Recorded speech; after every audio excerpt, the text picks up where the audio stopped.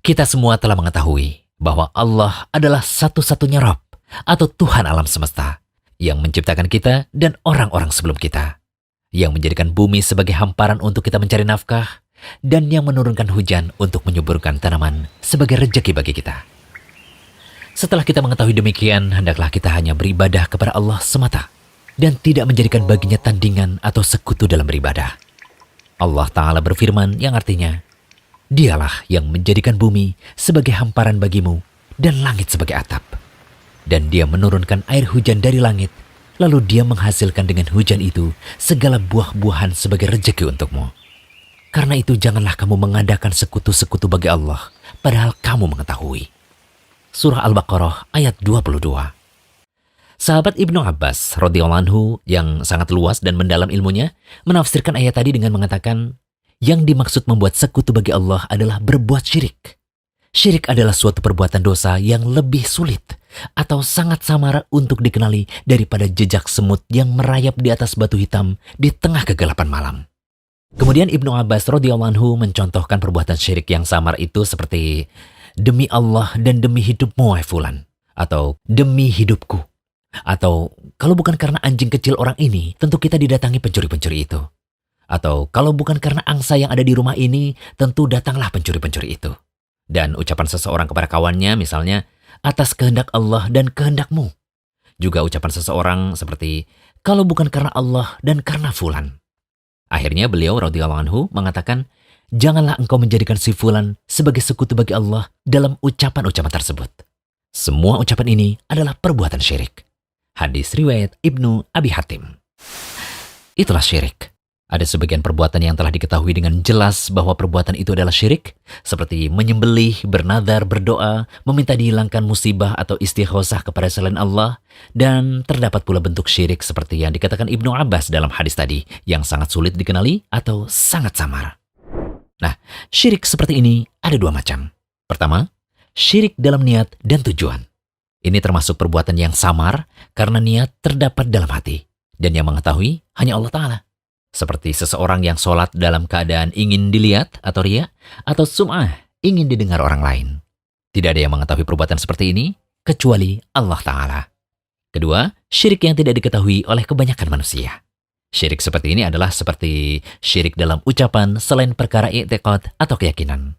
Nah, syirik semacam inilah yang akan kita bahas pada kesempatan kali ini. Salah satu di antara bentuk syirik yang sering diucapkan oleh lisan manusia, tetapi belum banyak yang mengetahui bahwa perkataannya termasuk dalam perbuatan syirik, adalah mencela makhluk yang tidak dapat berbuat apa-apa. Misalnya nih, bencana ini biasa terjadi karena bulan ini adalah bulan suruh. Atau mengatakan begini, sialan, gara-gara angin ribut ini nih, kita jadi gagal panen.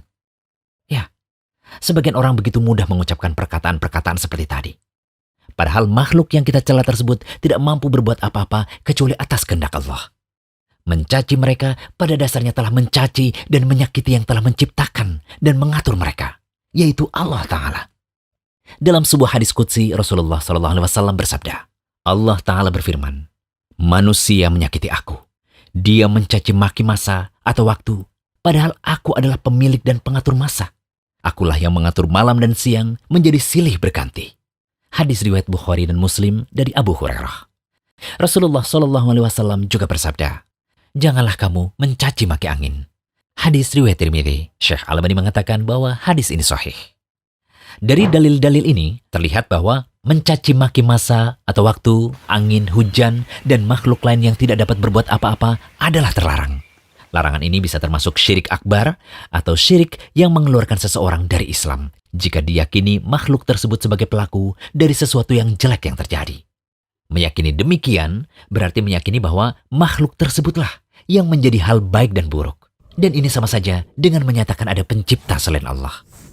Namun, jika diyakini yang menakdirkan adalah Allah, sedangkan makhluk-makhluk tersebut bukan pelaku dan hanya sebagai sebab saja, maka seperti itu termasuk keharaman, tidak sampai derajat syirik. Tapi apabila yang dimaksudkan cuma sekedar pemberitaan seperti mengatakan, hari ini sangat panas sekali, sehingga kita menjadi capek. Nah, ucapan seperti ini tanpa tujuan mencela sama sekali, maka seperti ini tidaklah mengapa. Untuk itu, kita harus berhati-hati dalam berucap.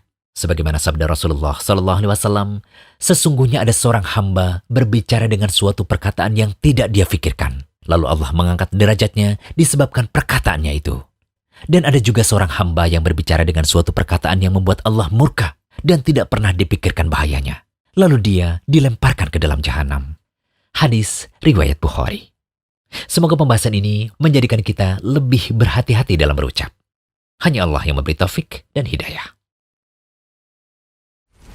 Jangan lupa kunjungi rumaiso.com. Update setiap hari, insya Allah.